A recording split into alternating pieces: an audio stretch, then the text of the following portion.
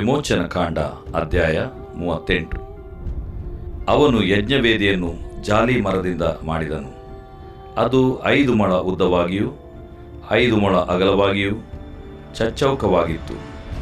ಅದರ ಎತ್ತರ 3 ಮೊಳವಾಗಿತ್ತು. ಅದರ 4 ಮೂಲೆಗಳಲ್ಲಿ 4 ಕೊಂಬುಗಳನ್ನು ಮಾಡಿದನು. ಅವು ಯಜ್ಞವೇದಿಗೆ ಏಕವಾಗಿದ್ದವು. ಆ ವೇದಿಗೆ ತಾಮ್ರದ ತಗಡುಗಳನ್ನು ಹೊದಿಸಿದನು.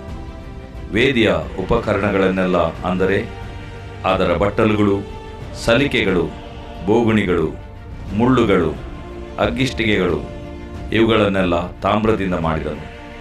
ವೇದಿಗೆ ಹೆಣಿಗೆ ಕೆಲಸದಿಂದ ತಾಮ್ರದ ಜಾಳಿಗೆಯನ್ನು ಮಾಡಿದನು. ಅದು ವೇದಿಯ ಸುತ್ತಲಿರುವ ಕಟ್ಟೆಯ ಕೆಳಗೆ ವೇದಿಯ ಬುಡದಿಂದ ನಡುವಿನ ತನಕ ಇರುವಂತೆ ಹಾಕಿದನು. ವೇದಿಯನ್ನು ಎತ್ತುವ ಕೋಲುಗಳನ್ನು ಸೇರಿಸುವುದಕ್ಕಾಗಿ ಆ ತಾಮ್ರದ ಜಾಳಿಗೆಯ 4 ಮೂಲೆಗಳಲ್ಲಿ 4 ಬಳೆಗಳನ್ನು ಎರಕ ಹೊಯ್ದನು. ವೇದಿಯನ್ನು ಹೊರುವ ಕೋಲುಗಳನ್ನು ಜಾಲಿ ಮರದಿಂದ ಮಾಡಿ ತಾಮ್ರದ ತಗಡುಗಳನ್ನು ಹೊದಿಸಿ ಅದರ 2 ಪಕ್ಕಗಳಲ್ಲಿರುವ ಬಳೆಗಳಲ್ಲಿ ಸೇರಿಸಿದನು. ಆ ವೇದಿಯನ್ನು ಹರಿಗೆಗಳಿಂದ ಪೆಟ್ಟಿಗೆಯಂತೆ ಮಾಡಿದನು. ದೇವದರ್ಶನದ ಗುಡಾರದ ಬಾಗಲಲ್ಲಿ ಸೇವೆ ಮಾಡುತ್ತಿದ್ದ ಸ್ತ್ರೀಯರು ಕೊಟ್ಟ ತಾಮ್ರದ ದರ್ಪಣಗಳಿಂದ ಗಂಗಾಳವನ್ನೂ ಅದರ ಪೀಠವನ್ನು ಮಾಡಿದನು. ಗುಡಾರಕ್ಕೆ ಅಂಗಳವನ್ನು ಮಾಡಿದನು. ಆ ಅಂಗಳದ ತೆಂಕಣ ಕಡೆಯಲ್ಲಿ ಇದ್ದ ತೆರೆಗಳು ಹುರಿನಾರಿನ ಬಟ್ಟೆಯಿಂದ ಉಂಟಾಗಿ 100 ಮೊಳ ಉದ್ದವಾಗಿದ್ದವು. ಆ ಕಡೆಯಲ್ಲಿ 20 ಕಂಬಗಳು, ಅವುಗಳಿಗೆ 20 ತಾಮ್ರದ ಗದ್ದಿಗೆ ಕಲ್ಲುಗಳು ಇದ್ದವು. ಕಂಬಗಳ ಕೊಂಡಿಗಳು, ಕಟ್ಟುಗಳು ಬೆಳ್ಳಿಯವು. ಉತ್ತರ ಕಡೆಯಲ್ಲಿಯೂ 100 ಮೊಳ ಉದ್ದವಾದ ತೆರೆಗಳು, 20 ಕಂಬಗಳು, 20 ತಾಮ್ರದ ಗದ್ದಿಗೆ ಕಲ್ಲುಗಳು ಇದ್ದವು. ಕಂಬಗಳ ಕೊಂಡಿಗಳು, ಕಟ್ಟುಗಳು ಬೆಳ್ಳಿಯವು.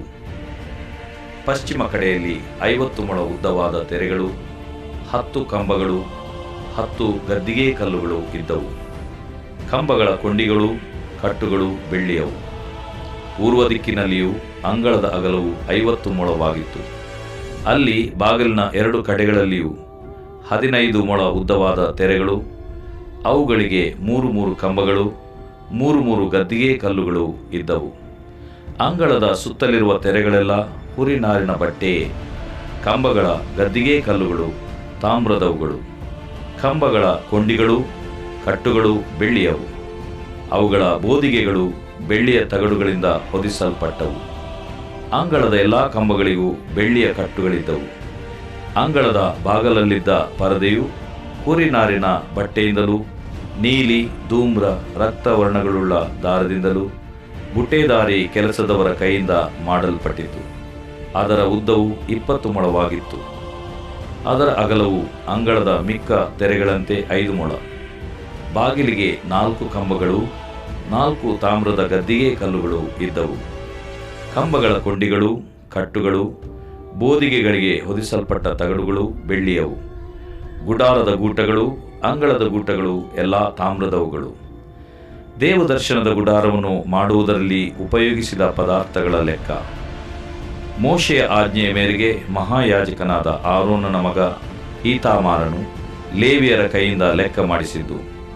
ಯೆಹೋವನು ಮೋಶೆಗೆ ಆಜ್ಞಾಪಿಸಿದ್ದನ್ನೆಲ್ಲ ಮಾಡಿದವರು ಯಾರೆಂದರೆ, ಯಹೂದ ಕುಲದ ಹೂರನ ಮೊಮ್ಮಗನೂ ಊರಿಯ ಮಗನೂ ಆಗಿದ್ದ ಬೆಚಲೇಲನೇ. ಅವನ ಜೊತೆಯಲ್ಲಿ ದಾನ್ ಕುಲದ ಅಹೀಸಾಮಾಕನ ಮಗನಾದ ಒಹೋಲಿಯಾವನು ಸೇರಿದನು. ಇವನು ಶಿಲ್ಪವಿದ್ಯೆ ಬಲ್ಲವನು, ವಿಚಿತ್ರವಾದ ಕೆಲಸವನ್ನು ಕಲ್ಪಿಸುವವನು, ನಾರಿನ ಬಟ್ಟೆಯಲ್ಲಿ ನೀಲಿ, ಧೂಮ್ರ, ರಕ್ತವರ್ಣಗಳುಳ್ಳ ನೂಲಿನಿಂದ ಬುಟ್ಟೇದಾರಿ ಕೆಲಸ ಮಾಡುವವನು ಆಗಿದ್ದನು.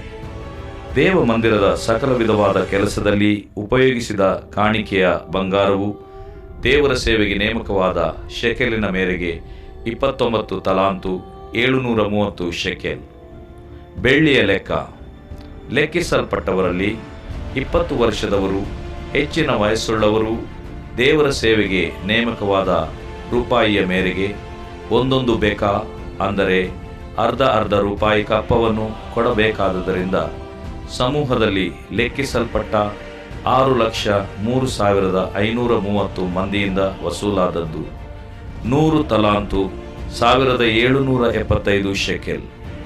ದೇವ ಮಂದಿರದ ಗದ್ದಿಗೆ ಕಲ್ಲುಗಳನ್ನು, ತೆರೆಯ ಕಂಬಗಳ ಗದ್ದಿಗೆ ಕಲ್ಲುಗಳನ್ನು, ಎರಕ ಹೊಯ್ಯುವುದರಲ್ಲಿ ಒಂದೊಂದು ಗದ್ದಿಗೆ ಕಲ್ಲಿಗೆ 1 ತಲಾಂತಿನ ಮೇರೆಗೆ 100 ತಲಾಂತು ಬೆಳ್ಳಿಯು ಉಪಯೋಗವಾಯಿತು. ಮಿಕ್ಕ 1775 ತೊಲೆಯಿಂದ ಕಂಬಗಳಿಗೆ ಕೊಂಡಿಗಳನ್ನು ಕಟ್ಟುಗಳನ್ನು ಮಾಡಿ ಅವುಗಳ ಬೋದಿಗೆಗಳಿಗೆ ತಗಡುಗಳನ್ನು ಹೊದಿಸಿದರು. ಜನರು ಕಾಣಿಕೆಯಾಗಿ ಕೊಟ್ಟ ತಾಮ್ರದ ಲೆಕ್ಕ 70 ತಲಾಂತು 2400 ಶೆಕೆಲ್. ಇದರಿಂದ ದೇವದರ್ಶನದ ಗುಡಾರದ ಬಾಗಿಲಿನ ಗದ್ದಿಗೆ ಕಲ್ಲುಗಳನ್ನು, ತಾಮ್ರದ ಯಜ್ಞವೇದಿಯನ್ನು, ಅದರ ತಾಮ್ರದ ಜಾಳಿಗೆಯನ್ನು, ಯಜ್ಞವೇದಿಯ ಎಲ್ಲ ಉಪಕರಣಗಳನ್ನು, ಅಂಗಳದ ಸುತ್ತಲಿನ ಗದ್ದಿಗೆ ಕಲ್ಲುಗಳನ್ನು, ಅಂಗಳದ ಬಾಗಿಲಿನ ಗದ್ದಿಗೆ ಕಲ್ಲುಗಳನ್ನು, ಗುಡಾರದ ಮತ್ತು ಅಂಗಳದ ಎಲ್ಲ ಗೂಟಗಳನ್ನು ಮಾಡಿದನು. ದೇವರು ಪ್ರೀತಿಸುವ ಪ್ರಿಯ ಬಿಗ್ ಜೆ ಟಿವಿ ವೀಕ್ಷಕರಿಗೆ ಸ್ವಾಗತ ಬಯಸುತ್ತೇವೆ. ಬನ್ನಿರಿ, ದೇವರ ವಾಕ್ಯವನ್ನು ಕೇಳಿಸಿಕೊಳ್ಳಿರಿ. ದೇವರ ವಾಕ್ಯವನ್ನು ಒಟ್ಟಾಗಿ ನಾವು ಅಧ್ಯಯನ ಮಾಡುವ ಮತ್ತು ಅದರಿಂದ ಆತ್ಮಿಕ ಪ್ರಯೋಜನವನ್ನು ಹೊಂದಿಕೊಳ್ಳೋಣ. ದೇವರ ವಾಕ್ಯವು ಅದು ದೇವರ ಬಾಯಿಂದಲೇ ಬಂದಿರುವಂಥದ್ದು. ದೇವರ ವಾಕ್ಯವು ದೇವರ ಶ್ವಾಸವೂ ಆಗಿದೆ. ದೇವರ ವಾಕ್ಯವು ದೇವರ ಜೀವ. ದೇವರು ನಮ್ಮ ಮೇಲೆ ಭಾಳ ಪ್ರೀತಿಯನ್ನಿಟ್ಟು ಸುಮಾರು 1300 ಅಥವಾ 400 ಪುಟಗಳಿರುವಂಥ ಇಂಥ ದೊಡ್ಡ ಪುಸ್ತಕವನ್ನು, ಅಂದರೆ ಮಾತನಾಡಿ ಸುಮಾರು 2084 ಸಾರಿ ದೇವ್ರು ಮಾತಾಡಿದನು, ದೇವ್ರು ಹೇಳಿದನು ಎಂಬಂಥ ಪದ ಬರುವಂಥದ್ದಾಗಿದೆ. ಅಷ್ಟೊಂದು ಸಾರಿ ದೇವರು ಮಾತನಾಡುವಾಗ ಅದೇನು ತೋರಿಸ್ತದೆ? ನನಗಂತೂ ಒಂದು ವಿಷಯ ಅದು ಸ್ಪಷ್ಟಪಡಿಸ್ತದೆ. ಅದೇನೆಂದರೆ ಪ್ರೀತಿ. ಯಾರೊಂದಿಗೆ ನಮಗೆ ಭಾಳ ಇಷ್ಟವೋ ಅವರ ಹತ್ರ ನಾವು ಭಾಳ ಮಾತಾಡ್ತೀವಿ. ಯಾರ ಹತ್ರ ನಮಗೆ ಇಷ್ಟ ಇಲ್ವೋ ಭಾಳ ಕಡಿಮೆ ಮಾತಾಡ್ತೀವಿ ಅಥವಾ ಮಾತಾಡೋದೇ ಇಲ್ಲ. ಆದರೆ ದೇವರು, ನಾವು ತಪ್ಪು ಮಾಡಿದರೂ ದೇವರು ಮಾತಾಡ್ತಾನೆ, ನಾವು ದೂರವಾಗಿದ್ದರೂ ದೇವರು ಮಾತಾಡ್ತಾನೆ. ಆದಾಮನು ದೇವ್ರಿಗೆ ವಿರುದ್ಧವಾಗಿ ಮಾಡಬಾರ್ದು ಅಂತ ಹೇಳಿದಂಥ ತಪ್ಪನ್ನು ಮಾಡಿದಾಗ್ಯೂ ಕೂಡ ದೇವರು, ಆದಾಮನೇ ನೀನು ಎಲ್ಲಿದ್ದೀ ಎಂಬುದಾಗಿ ಕೇಳುವಾಗ ಅದೇನು ತೋರಿಸ್ತದೆ? ದೇವರು ಪಾಪ ಮಾಡಿದ ವ್ಯಕ್ತಿಯನ್ನು, ತಪ್ಪು ಮಾಡಿದ ವ್ಯಕ್ತಿಯನ್ನು, ದೇವರ ಒಂದೇ ಆಜ್ಞೆಯನ್ನು ಕೂಡ ಕೈಕೊಳ್ಳದೆ ಹೆಂಡತಿಯ ಮಾತನ್ನು ಕೇಳಿ ದೇವರ ಮಾತನ್ನು ತಿರಸ್ಕರಿಸಿದಂಥ ವ್ಯಕ್ತಿಯ ಬಗ್ಗೆ ಕೂಡ, ವ್ಯಕ್ತಿಯ ಹತ್ತಿರ ಕೂಡ ದೇವರು ಮಾತಾಡ್ತಾರೆ. ಪಾಪ ಮಾಡುವುದಕ್ಕೆ ಮುಂಚೆ ಕೂಡ ದೇವರು ಮಾತಾಡಿದರು. ಕಾಯಿನನೇ ಅಂತ ಹೇಳ್ಬಿಟ್ಟು ಇನ್ನೇನು ನೆಕ್ಸ್ಟ್ ಸೀನು ತನ್ನ ಸಹೋದರನನ್ನು ಅವನು ಕೊಲೆ ಮಾಡ್ತಾನೆ, ಆದರೂ ಕೂಡ ದೇವರು ಮಾತಾಡಿದರು. ನಿನ್ನ ಮುಖ ಯಾಕೆ ಕಳೆಗುಂದಿದೆ ಎಂಬುದಾಗಿ ದೇವರು ಮಾತಾಡ್ತಾನೆ. ಯಾಕಂತ ಹೇಳಿದ್ರೆ ನೀನು ವಶಪಡಿಸ್ಕೊಳ್ಬೇಕು. ಪಾಪವು ನಿನ್ನ ಬಾಗಿಲ ಹತ್ರ ಹೊಂಚಿಕೊಂಡಿದೆ. ಯು ಮಸ್ಟ್ ಓವರ್ಕಮ್ ಸಿನ್ ಎಂಬುದಾಗಿ ದೇವರು ಮಾತಾಡಿದರು. ನೀವು ಅದನ್ನು, ನಾನು ಅದನ್ನು ಪಾಲಿಸ್ತೀವೋ ಇಲ್ಲವೋ, ದೇವರಂತೂ ಮಾತನಾಡೋದನ್ನು ಬಿಡೋದಿಲ್ಲ. ದೇವ ಜನರಿಗೆ ವಿರುದ್ಧವಾಗಿ ಲೈಸೆನ್ಸ್ ತಕ್ಕೊಂಡು, ಪರ್ಮಿಷನ್ ತಕ್ಕೊಂಡು, ಅಫಿಷಿಯಲ್ ಆಗಿ ಸುಮಾರು 200 ಕಿಲೋಮೀಟರ್ಸ್ ಪ್ರಯಾಣ ಮಾಡಿಕೊಂಡು ಹೋಗ್ತಾ ಇದ್ದಂಥ ವ್ಯಕ್ತಿ ಹತ್ರ ಕೂಡ ದೇವರು ಮಾತಾಡಿ, ಸೌಲನೇ ನನ್ನನ್ನು ಯಾಕೆ ಹಿಂಸೆ ಪಡಿಸ್ತಿ ಎಂಬುದಾಗಿ ಹೇಳಿದಾಗ ಸೌಲನಿಗೆ ಕನ್ಫ್ಯೂಸ್ ಆಯಿತು. ಕರ್ತನೇ ಅಂತ ಹೇಳಿಬಿಟ್ಟು ನೀನು ಯಾರು ಅಂತ ಹೇಳ್ತಾನೆ. ಒಂದು ಕಡೆ ಕರ್ತನೇ ಆತನು ಅಂತ ಗೊತ್ತು, ಆದರೆ ಕರ್ತನೇ ಆಗಿದ್ದರೆ ನನ್ನ ಮೆಚ್ಕೊಳ್ಬೇಕಲ್ಲ. ಕರ್ತ ನನಗೆ ಪ್ರಶ್ನೆ ಹಾಕ್ತಿದ್ದಾನೆ, ನೀನು ಯಾರು ಅಂತ ಹೇಳಿದಾಗ ಯೇಸು ಕ್ರಿಸ್ತನ ಪ್ರಕಟಣೆ, ಯೇಸು ಕ್ರಿಸ್ತನ ಸ್ವರದಿಂದ ಪೌಲನಿಗೆ ಗೊತ್ತಾಯಿತು. ಪೌಲನು ಪರಿವರ್ತನೆ ಹೊಂದಿದ ಪ್ರಥಮ ದಿನವೇ ಕ್ರಿಸ್ತನ ಸಭೆಯ ಬಗ್ಗೆ ಪ್ರಕಟಣೆ ಅವನಿಗೆ ಗೊತ್ತಾಗ್ಬಿಡ್ತು, ಅವನಿಗೆ ಸಿಕ್ಬಿಡ್ತು. On the very day of his conversion, Paul had the revelation of the church of the body of Christ. ಆದ್ದರಿಂದ ಪ್ರಿಯ ವೀಕ್ಷಕರೇ, ದೇವರು ಮಾತನಾಡುವ ದೇವರು. ಮೊನ್ನೆ ನಾನು ಒಂದು ಮಾತು ಹೇಳ್ತಿದ್ದೆ, ಅದೇನೆಂದರೆ, ನಾವಂತೂ ಬೈಬಲ್ ಓದಿಲ್ಲ, ನಮ್ಮ ಹತ್ರ ನಮಗಂತೂ ಬೈಬಲ್ ಅಂದರೆ ಗೊತ್ತಿಲ್ಲ, ಬೈಬಲ್ನ ನಾವು ಮುಟ್ಟಿಲ್ಲ ಅಂತ ಎಷ್ಟೋ ಜನರು ಹೇಳೋದನ್ನು ಕೇಳಿದ್ದೀನಿ. ಆದರೆ ಅವ್ರಿಗೆ ಗೊತ್ತಿಲ್ಲದಂಥ ಒಂದು ವಿಷಯ ಏನಂತ ಹೇಳಿದ್ರೆ, ರೋಮ 2:15 ರೋಮ 2:15ರಲ್ಲಿ ದೇವರು ಬೈಬಲನ್ನೇ ನಮ್ಮ ಹೃದಯದಲ್ಲಿ ಇಟ್ಬಿಟ್ಟಿದ್ದಾನಂತೆ. ಯಾವ ಆಪರೇಷನ್ ಮಾಡಿ ಇಟ್ಟಿದ್ದನ್ನು, ಯಾರು ಇಟ್ಟಿದ್ದರು ಅಂತ ಹೇಳಿ ನೋಡುವಾಗ ದೇವರೇ ಬೈಬಲನ್ನು ಪ್ರತಿ ಮಾನವನ ಹೃದಯದಲ್ಲಿ, ಗೊತ್ತಿದೆಯೋ ಇಲ್ವೋ, ಬೈಬಲ್ ಹೊತ್ಕೊಂಡು ಹೋಗ್ತಾರೋ ಇಲ್ವೋ, ಬೈಬಲ್ ಒಳಗೆ ಇಟ್ಕೊಂಡು ಹೋಗ್ತಾ ಇದ್ದಾರೆ ಪ್ರತಿ ಮಾನವರು. ದೇವರ ಸೃಷ್ಟಿಯಲ್ಲಿ, ದೇವರ ಹೋಲಿಕೆಯಲ್ಲಿ, ದೇವರ ಸ್ವರೂಪದಲ್ಲಿ ಉಂಟು ಮಾಡಿದ ಪ್ರತಿ ಮಾನವನು ಬೈಬಲನ್ನು ಹೊಂದಿದವನಾಗಿದ್ದಾನೆ. ಬೈಬಲ್ ಅಂದರೆ 31,000 ಸುಮಾರು ವಚನಗಳನ್ನು ಒಳಗೊಂಡಂಥ ಬೈಬಲ್ ಅಲ್ಲ. ಆದರೆ ಪೌಲನು ಮಾತಿನ ಪ್ರಕಾರವಾಗಿ ರೋಮ 2:15 ಧರ್ಮಶಾಸ್ತ್ರದ ಮುಖ್ಯ ತಾತ್ಪರ್ಯಗಳು, main summary, Bible summary, main headlines ದೇವರು ಪ್ರತಿ ಮಾನವನಲ್ಲಿ ಇಟ್ಟಿದ್ದಾನೆ ಎಂಬುದಾಗಿ ನೋಡಿಕೊಳ್ತಕ್ಕದ್ದು. ಹಾಗಾದರೆ ನಮ್ಮ ಒಳಗೂ ಬೈಬಲ್ ಇದೆ ಮತ್ತು ಬೈಬಲಿನ ದೇವರು ನಮ್ಮ ಹತ್ರ ಮಾತನಾಡುವವನಾಗಿದ್ದಾನೆ. ಆದ ಕಾರಣ ನಮಗೆ ಆತನು ಎಷ್ಟು ಪ್ರೀತಿಯನ್ನು ವ್ಯಕ್ತಪಡಿಸ್ತಾ ಇದ್ದಾನೆ ಎಂಬುದನ್ನು ತಿಳ್ಕೊಳ್ತಕ್ಕದ್ದು. ಕೀರ್ತನೆ 107:20 ಆತನು ತನ್ನ ವಾಕ್ಯವನ್ನು ಕಳುಹಿಸಿ ಅವರನ್ನು ಸ್ವಸ್ಥಪಡಿಸಿದನು. ಹೌದು, ದೇವರ ವಾಕ್ಯ ಸ್ವಸ್ಥತೆಯನ್ನು ತರುವಂಥದ್ದಾಗಿದೆ. ದೇವರ ಸಜೀವ ವಾಕ್ಯವಾಗಿರುವ ಯೇಸು ಕ್ರಿಸ್ತನು ಕೂಡ ನಮಗೆ ಸ್ವಸ್ಥತೆಯನ್ನು ತರುವ ಆತನಾಗಿದ್ದಾನೆ. ಸರಿ, ಇಷ್ಟೆಲ್ಲ ಒಂದು ಉತ್ತೇಜನದ ಮಾತುಗಳನ್ನು ಇಂಟ್ರಡಕ್ಷನ್ ಆಗಿ ಪರಿಚಯವಾಗಿ ಹೇಳಿಬಿಟ್ಟು ಈಗ ನಾವು ಬೇಗನೆ ವಿಮೋಚನಕಾಂಡ 38ನೇ ಅಧ್ಯಾಯಕ್ಕೆ ಹೋಗಬೇಕಾಗಿದೆ. The book of Exodus chapter 38. ಇದರಲ್ಲಿ ಯಜ್ಞವೇದಿಯ ಕುರಿತಾಗಿ ಮತ್ತೆ ನಾವು ನೋಡ್ತೇವೆ. ಯಾಕಂದರೆ ಬೆಚಲೇಲನು ಅಂದರೆ ದೇವರ ನೆರಳು, ದೇವರ ಸಂರಕ್ಷಣೆ, ಶ್ಯಾಡೋ ಆಫ್ ಗಾಡ್ ಎಂಬಂಥ ಹೆಸರನ್ನು ಒಳಗೊಂಡಂಥ ಈ ಮನುಷ್ಯನು ಏನು ಮಾಡ್ತಾನೆ, ಒಂದು ಜಾಲಿ ಮರದಿಂದ ಯಜ್ಞವೇದಿಯನ್ನು ಮಾಡ್ತಾನ್ರಿ. ಆಶ್ಚರ್ಯ ಏನಂದರೆ ವಿಮೋಚನಕಾಂಡ 37:1 ಜಾಲಿ ಮರದಿಂದ ಮಂಜೂಷವನ್ನು ಮಾಡಿದನಂತಿದೆ. 38:1 ಜಾಲಿ ಮರದಿಂದ ಯಜ್ಞವೇದಿಯನ್ನು ಮಾಡಿದನಂತಿದೆ. ಯಜ್ಞವೇದಿ ಈ ದೇವದರ್ಶನ ಗುಡಾರದಲ್ಲಿ ಇರುವಂಥ ಪ್ರಾರಂಭದ ಆರ್ಟಿಕಲ್, ಪ್ರಾರಂಭದ ಒಂದು ಉಪಕರಣ, ಪ್ರಾರಂಭದ ಸ್ಟಾರ್ಟಿಂಗ್ ಫರ್ನಿಚರ್ ಅಂತ ಹೇಳ್ಬೋದು.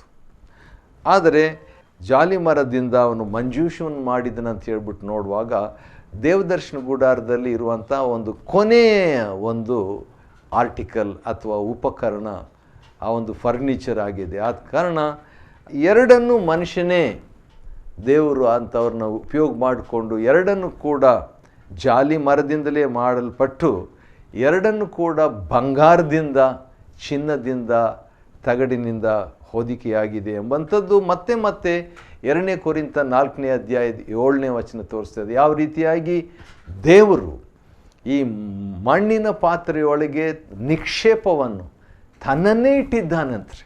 ವಾವ್, ಎಂಥ ಆಶ್ಚರ್ಯ!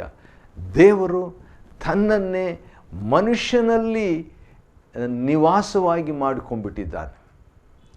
Man is the address of God ಎಂಬುದಾಗಿ ಹೇಳ್ಬೋದು. ಹೌದು, ಅದೇ ದೇವರ ಚಿತ್ತ, ಅದೇ ದೇವರ ಇಷ್ಟ, ಅದೇ ದೇವರ ಒಂದು ಉದ್ದೇಶವಾಗಿದೆ. ಸರಿ, ಇದು ಸುವಾರ್ತೆ ಅಲ್ಲವೇ? ಖಂಡಿತವಾಗಿ. ಇದು ಶುಭವಾರ್ತೆ ಅಲ್ಲವೇ? ನಿಶ್ಚಯವಾಗಿ. ಈ ಶುಭವಾರ್ತೆಯನ್ನು ಈ ಪ್ರಪಂಚದ ದೇವರು ಮಂಕು ಮಾಡಿಬಿಟ್ಟಿದ್ದಾನೆ ಅಂತ ಹೇಳ್ಬಿಟ್ಟು 2 ಕೊರಿಂಥ 4ನೇ ಅಧ್ಯಾಯದ 4ನೇ ವಚನದಲ್ಲಿ ಪೌಲನು ಎಚ್ಚರಿಕೆ ನೀಡ್ತಾನೆ. The God of this world has blinded the eyes of the unbelieving. ಇದನ್ನು ನಂಬಬಾರ್ದು, ನಂಬಲಿಕ್ಕೆ ಇಷ್ಟ ಇಲ್ಲದಂಥವರಿಗೆ ಅವನು ಆ ಎಚ್ಚರಿಕೆಯನ್ನು ಅಥವಾ ಮಂಕು ಮಾಡಿಬಿಟ್ಟಿದ್ದಾನೆ. ಮಣ್ಣಿನ ಘಟಕದಲ್ಲಿ ಅಂತ ಹೇಳಿದ ತಕ್ಷಣ ನನಗೆ ಆದಿಕಾಂಡ 2:7 ನೆನಪಿಗೆ ಬರೋದು. ಮಣ್ಣನ್ನು ಯೆಹೋವ ದೇವರು ತೆಗೆದುಕೊಂಡು ಅದರೊಳಗೆ ಶ್ವಾಸವನ್ನು ಊದಲಾಗಿ ತನ್ನನ್ನೇ ಅದರೊಳಗೆ, ತನ್ನದನ್ನೇ ಅದರೊಳಗೆ ಮನುಷ್ಯನಲ್ಲಿ ಇಡುವಾಗ ಅವನು ನಿಕ್ಷೇಪವನ್ನು ಹೊಂದಿದನು. The earthen vessel received the treasure, living treasure of God, ದೇವರ ಜೀವುಳ್ಳಂಥ ನಿಕ್ಷೇಪ, ವಾವ್, ಆ ಮನುಷ್ಯನೊಳಗೆ ಬಂತು. ಆ ಕಾರಣದಿಂದ ಅವನನ್ನು ಯಾರಂತ ನಾವು ನೋಡ್ತೇವೆ, ಲೂಕನ್ ಬರೆದ ಸುವಾರ್ತೆ 3ನೇ ಅಧ್ಯಾಯ ಕೊನೆಯ ವಚನದಲ್ಲಿ Adam is son of god ಅಂತ ಹೇಳ್ಬಿಟ್ಟು, ಆದಾಮನು ದೇವರ ಮನುಷ್ಯನು, ಆದಾಮನು ದೇವರ ಮನುಷ್ಯನು. ಯಾಕಂದರೆ ದೇವರು ಆದಾಮನನ್ನು ಹಡೆದನು ಅಂತ ಕೂಡ ಹೇಳ್ಬೋದು. God gave birth to Adam ಅಂತ ಹೇಳ್ಬಿಟ್ಟು, God gave birth to Adam ಎಂಥ ಒಂದು ಮಾತನ್ನು ನಾವು ನೋಡ್ತೇವೆ. ಇದರ ಬಗ್ಗೆನೇ ಮೋಶೆ ಇನ್ನೊಂದು ಕಡೆ ಹೇಳ್ತಾನೆ, ಅದೇನೆಂದರೆ, you have forgotten the father who begotten you, ನಿನ್ನನ್ನು ಹಡೆದ ತಂದೆಯನ್ನು ನೀವು ಮರೆತು ಬಿಟ್ಟಿದ್ದೀರಲ್ಲ ಎಂಬುದಾಗಿ ಧರ್ಮೋಪದೇಶ ಕಾಂಡದಲ್ಲಿ ಆ ಮಾತನ್ನು ಹೇಳುವಾತನಾಗಿದ್ದಾನೆ. ಇರಲಿ, 38ನೇ ಅಧ್ಯಾಯದಲ್ಲಿ ನಾವು ನೋಡುವಾಗ ಯಜ್ಞವೇದಿಯನ್ನು ಜಾಲಿ ಮರದಿಂದ ಮಾಡಿದನಂತ ಹೇಳ್ಬಿಟ್ಟು ನಾವು ನೋಡ್ತೇವೆ. ಅದರ ಬಗ್ಗೆ ಅದು ಕೂಡ ಚೌಕವಾಗಿತ್ತು ಅಂತ ಹೇಳ್ಬಿಟ್ಟು, it was also A square ಎಂಬುದಾಗಿ ನಾವು ನೋಡ್ತೇವೆ. ಯಜ್ಞವೇದಿ ಬಗ್ಗೆ ಅಗಲವಾಗಿಯೂ ಚಚ್ಚೌಕವಾಗಿಯೂ ಇತ್ತು, ಅದರ ಎತ್ತರ ಇಷ್ಟಿತ್ತು ಅಂತೆಲ್ಲ ಹೇಳಿದಾಗ, ಇಬ್ರಿಯರಿಗೆ ಬರೆದ ಪತ್ರಿಕೆ 10ನೇ ಅಧ್ಯಾಯದ 1ನೇ ವಚನ ನನಗೆ ನೆನಪಿಗೆ ಬರ್ತಾ ಇದೆ. ಅದರಲ್ಲಿ ಏನಂತ ಬರೆದಿದೆ ಅಂತ ಹೇಳಿದ್ರೆ, ಹಳೆ ಒಡಂಬಡಿಕೆಯಲ್ಲಿ ಯಜ್ಞವೇದಿ ಯಾವುದನ್ನು ಕೂಡ ಏನು ಮಾಡ್ತಿರಲಿಲ್ಲ, ಅದು ಪರಿಪೂರ್ಣ ಮಾಡ್ತಿರಲಿಲ್ಲ. The Lord did not make anything perfect. ಯಜ್ಞವೇದಿಯು ಯಾವುದನ್ನು ಕೂಡ ಅದು ಪರಿಪೂರ್ಣ ಮಾಡ್ತಿರಲಿಲ್ಲ. ಆದರೆ ಯೇಸು ಕ್ರಿಸ್ತನು ಪರಿಪೂರ್ಣ ಮಾಡಿದನು ಎಂಬುದನ್ನು ಸೂಚಿಸ್ತದೆ ಯಜ್ಞವೇದಿ. ಸರಿ, ಅನಂತರ 38ನೇ ವಚನದ 8ನೇ ವಚನದಲ್ಲಿ ಇನ್ನೊಂದು ಮಾತನ್ನು ಗಮನಿಸ್ತಕ್ಕದ್ದು, ಅದೇನಂತ ಹೇಳಿದ್ರೆ, ದೇವದರ್ಶನ ಗುಡಾರದ ಬಾಗಲಲ್ಲಿ ಸೇವೆ ಮಾಡುತ್ತಿದ್ದ ಸ್ತ್ರೀಯರು, ಸ್ತ್ರೀಯರು ಕೊಟ್ಟ ತಾಮ್ರದ ದರ್ಪಣಗಳಿಂದ ಅಂತ ಹೇಳ್ಬಿಟ್ಟು ನೋಡ್ತೀವಿ. ಕೆಲವು ಸಾರಿ ನಾವು ತಿಳ್ಕೊಳ್ತೇವೆ, ಸ್ತ್ರೀಯರಿಗೆ, ಲೇಡೀಸ್ಗೆ ಏನು ಭಾಗ ಇಲ್ಲ ಎಂಬುದಾಗಿ ನಾವು ತಿಳ್ಕೊಬಾರ್ದು. ಆ ರೀತಿಯಾಗಿ ತಿಳ್ಕೊಬೋದು. ಆದರೆ ಭಕ್ತನಾದ ಮೋಶೆ ದೇವದರ್ಶನ ಗುಡಾರದಲ್ಲಿ, ಅಂದರೆ ಸಭೆಯ ಒಂದು ಸೇವೆಯಲ್ಲಿ ಸಹೋದರಿಯರಿಗೂ ಭಾಗ ಉಂಟು, ಲೇಡೀಸ್ಗೆ ಕೂಡ ಒಂದು ಭಾಗವಿದೆ ಖಂಡಿತವಾಗಿ. ನನ್ನ ಆಶೆ ಅನೇಕ ಸಾರಿ ನನ್ನ ಕುಟುಂಬದ, ನಮ್ಮ ಮನೆಯಲ್ಲಿ 3 ಮೆಜಾರಿಟಿ ಲೇಡೀಸೇ ಇರೋದು, 3 ಮಹಿಳೆಯರು ಕೂಡ ಕರ್ತನ ಸೇವೆಯಲ್ಲಿ, ದೇವರ ಸೇವೆಯಲ್ಲಿ ಭಾಗವಹಿಸಬೇಕು ಎಂಬಂಥ ಆಶೆ ನನಗಿರ್ತದೆ. ಸಣ್ಣ ದೊಡ್ಡ ರೀತಿಯಲ್ಲಿ ಅವರು ಕೂಡ ಭಾಗವಹಿಸಬೇಕು ಎಂಬುದಾಗಿ. ಈ ಕುರಿತಾಗಿ ಒಂದು ಎಕ್ಸಾಂಪಲ್ ನನಗೆ ನೆನಪು ಬರ್ತದೆ. ಅದೇನೆಂದರೆ, ಮಹಿಳೆಯರ ಸೇವೆ ಮರೆಯಾದ ಸೇವೆ. The ministry of women is A hiding ministry. ಈಗ ಉದಾಹರಣೆಗೆ, ದೇಹದಲ್ಲಿ ಕಣ್ಣು ಕಾಣ್ತದೆ, ಮೂಗು ಕಾಣ್ತದೆ, ಕೈ ಬಾಯಿ ಮುಂತಾದದ್ದು ಕಾಣ್ತದೆ, ಆದರೆ ಹೃದಯ ಕಾಣ್ತದ? ಇಲ್ಲ. ಒಳಗೆ ಶ್ವಾಸಕೋಶ ಇದೆ, ಕಾಣ್ತದ? ಇಲ್ಲ. ಇದು ಕಾಣದೇ ಇರುವಂಥ ಈ ಅಂಗಗಳು ಇಂಪಾರ್ಟೆಂಟ್ ಅಲ್ಲ ಅಂತ ಹೇಳ್ಬಿಟ್ಟು, ಅದನ್ನು ತೆಗೆದು ಬಿಡ್ರಿ ಅಂತ ಹೇಳ್ಬಿಟ್ಟು, ಹಾರ್ಟ್ನ ತೆಗೆದು ಬಿಡ್ರಿ, ಲಂಗ್ಸ್ನ ತೆಗೆದು ಬಿಡ್ರಿ ಅಂತ ಹೇಳಿಬಿಟ್ಟು ನಾವು ಏನಾದರೂ ಟ್ರೈ ಮಾಡಿದರೆ ಏನಾಗ್ತದೆ? ಕಡೆಗೆ ಸತ್ತೇ ಹೋಗ್ತಾನೆ, ದೇಹ ಸತ್ತು ಹೋಗ್ತದೆ ಅಲ್ವಾ? ಆ ರೀತಿಯಾಗಿ ನಾವು ನೋಡುವಾಗ ಮಹಿಳೆಯರ ಸೇವೆ ಕೂಡ ಮಹತ್ವವಾದ ಸೇವೆ, ಅದು ಮರೆಯಾದ ಸೇವೆ ಆಗಿದ್ದರೂ ಕೂಡ. ಸರಿ, ಮುಂದೆ 8ನೇ ವಚನದಲ್ಲಿ ಗಂಗಾಳವನ್ನು ಎಂಬುದಾಗಿ ಅದರ ಪೀಠವನ್ನು ಕೂಡ ನಾವು ನೋಡ್ತೇವೆ. ಗಂಗಾಳ ಪಾತ್ರೆ ಅಂತ ಹೇಳುವಾಗ ಅದು ಶುಚಿ ನೀರನ್ನು ತೊಳೆಯುವಂಥ ಒಂದು ಸಾಧನವಾಗಿ ದೇವದರ್ಶನ ಗುಡಾರದಲ್ಲಿ ಉಪಯುಕ್ತವಾಗಿತ್ತು. ಸರಿ, ಮುಂದೆ ಕೂಡ ನಾವು 38ನೇ ಅಧ್ಯಾಯದಲ್ಲಿ ನಾವು ನೋಡಿಕೊಳ್ಳುವಾಗ ದೇವದರ್ಶನ ಗುಡಾರದ ಬಗ್ಗೆ ಇನ್ನಷ್ಟು ಕೂಡ ಮಾತನಾಡಿಬಿಟ್ಟು 21ನೇ ವಚನದಿಂದ ಸ್ವಲ್ಪ ವಿಷಯ ಬದಲಾಗ್ತದೆ. ಅದೇನೆಂದರೆ, ಗುಡಾರವನ್ನು ನಿರ್ಮಿಸುವುದರಲ್ಲಿ ಉಪಯೋಗವಾದ ಚಿನ್ನ, ಬೆಳ್ಳಿ, ತಾಮ್ರಗಳ ಒಟ್ಟು ಲೆಕ್ಕ.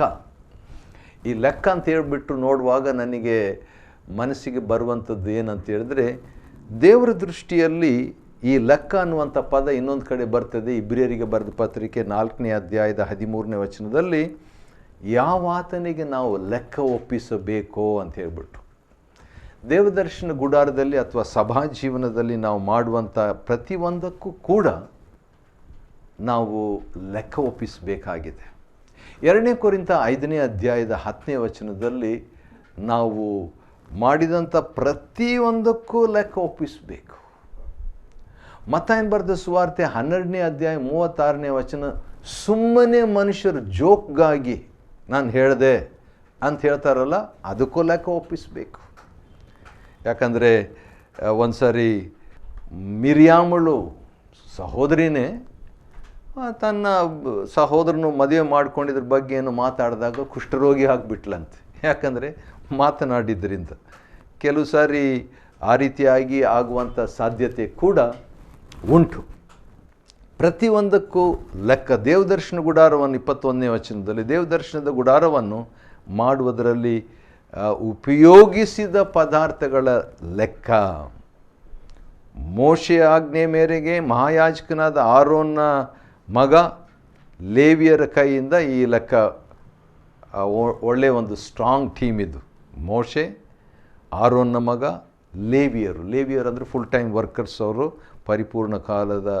ಯೆಹೋವನು ಮೋಶೆಗೆ ಆಜ್ಞಾಪಿಸಿದನ್ನೆಲ್ಲ ಮಾಡಿದವರು ಯಾರೆಂದರೆ, ಈ ವಾಕ್ಯ ನನಗಿಷ್ಟ. ಯಾಕಂದರೆ 22ನೇ ವಚನದಲ್ಲಿ ಏನಂತಿದೆ, ದೊಡ್ಡ ದೊಡ್ಡ ಕೆಲಸ ಮಾಡಿದವರು ಯಾರೆಂದರೆ ಅಂತ ಬರೆದಿಲ್ಲ, ಪ್ರಸಂಗ ಮಾಡಿದವರು ಯಾರೆಂದರೆ ಅಂತ ಹೇಳ್ಬಿಟ್ಟು ಬರೆದಿಲ್ಲ, ಹಾಡಾಡಿದವರು ಯಾರೆಂದರೆ ಅಂತ ಬರೆದಿಲ್ಲ. ಯೆಹೋವನು ಮೋಶೆಗೆ ಆಜ್ಞಾಪಿಸಿದ್ದನ್ನೆಲ್ಲ ಮಾಡಿದವರು. ಆತ್ಮಿಕ ನಾಯಕನಿಗೆ ದೇವರು ಏನಾದರೂ ಹೇಳಿದರೆ, ಆತ್ಮಿಕ ನಾಯಕನು ಬೇರೆಯವ್ರಿಗೆ ಹೇಳ್ತಾರಲ್ಲ, ಆತ್ಮಿಕ ನಾಯಕನ ಮಾತನ್ನು ಕೇಳಿದವರು ಲಿಸ್ಟ್ ದೇವರ ಹತ್ರ ಇದೆ. ಯಾರು?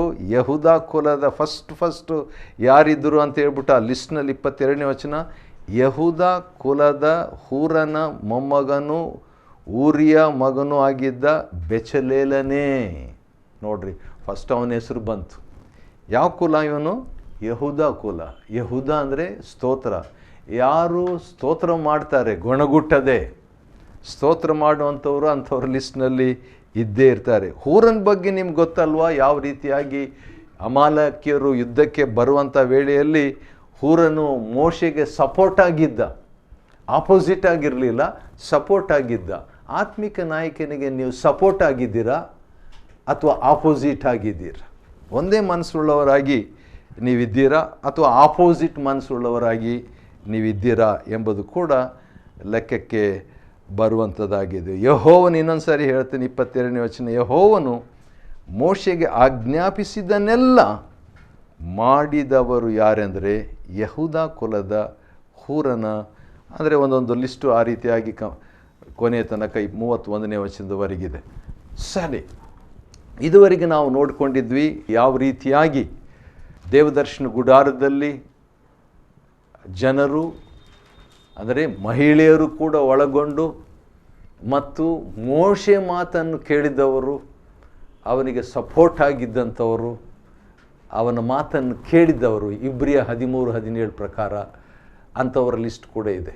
ಹೌದು, ಇಬ್ರಿಯ 13-17ರಿಂದ ನಾನು ಮುಗಿಸ್ತೇನೆ. ಮೋಶೆ ಮಾತು ಅಂದರೆ ನಾಯಕರ ಮಾತನ್ನು ಕೇಳುವಂಥವರು, ಅವರು ಲೆಕ್ಕ ಒಪ್ಪಿಸುವಂಥವರಾಗಿರುವುದರಿಂದ ನಾವು ಅವರಿಗೆ ಅವರ ಮಾತನ್ನು ಕೇಳಬೇಕು, ಅವರಿಗೆ ಅಧೀನರಾಗಿರಬೇಕು. 38ನೇ ಅಧ್ಯಾಯವನ್ನು ದೇವರು ಇದುವರೆಗೆ ನಮಗೆ ನಡೆಸಿಕೊಟ್ಟು ಅಧ್ಯಯನ ಮಾಡುವ ಸಹಾಯ ಮಾಡಿದ್ದಕ್ಕಾಗಿ ದೇವರು ನಾಮಕ್ಕೆ ಸ್ತೋತ್ರವಾಗಲಿ. ದೇವರು ನಿಮ್ಮನ್ನು ಆಶೀರ್ವದಿಸಲಿ.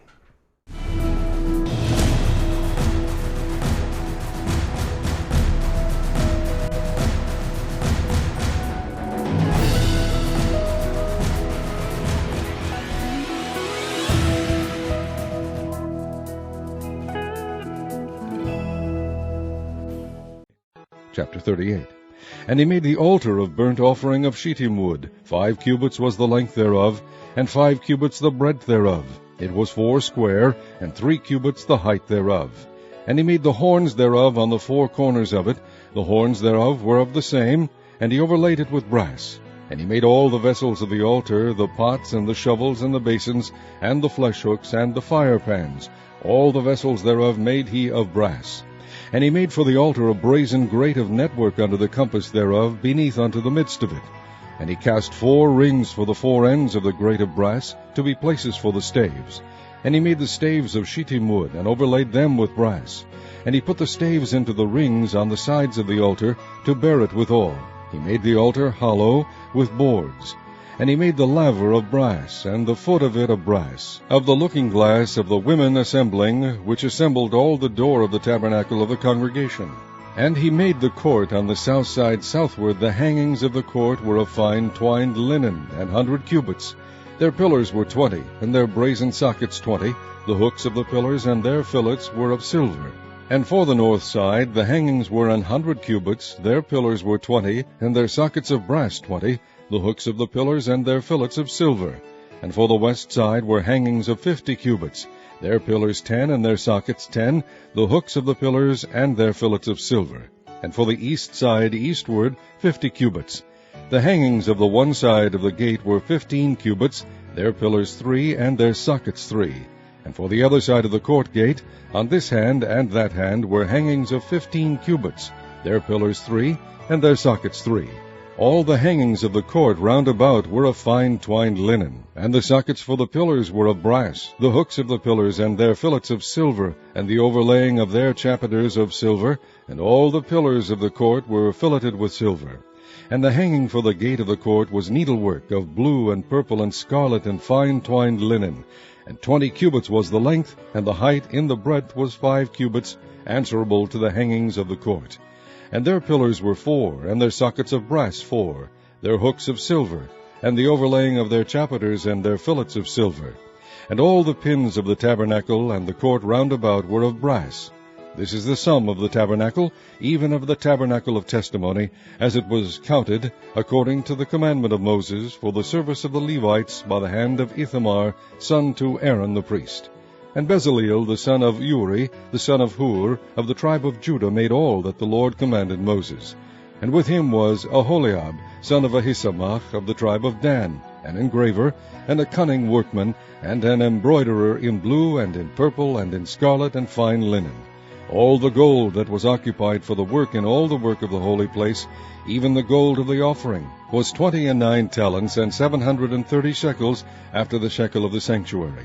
And the silver of them that were numbered of the congregation was 100 talents, and 1,703 shekels, after the shekel of the sanctuary. A bekah for every man, that is, half a shekel, after the shekel of the sanctuary, for every one that went to be numbered, from 20 years old and upward, for 600,000 and 3,550 men. And of the 100 talents of silver were cast the sockets of the sanctuary, and the sockets of the veil, 100 sockets of the 100 talents, a talent for a socket. And of the 1,775 shekels he made hooks for the pillars, and overlaid their chapiters, and filleted them. And the brass of the offering was 70 talents, and the 2,400 shekels. And therewith he made the sockets to the door of the tabernacle of the congregation, and the brazen altar, and the brazen grate for it, and all the vessels of the altar, and the sockets of the court round about, and the sockets of the court gate, and all the pins of the tabernacle, and all the pins of the court round about.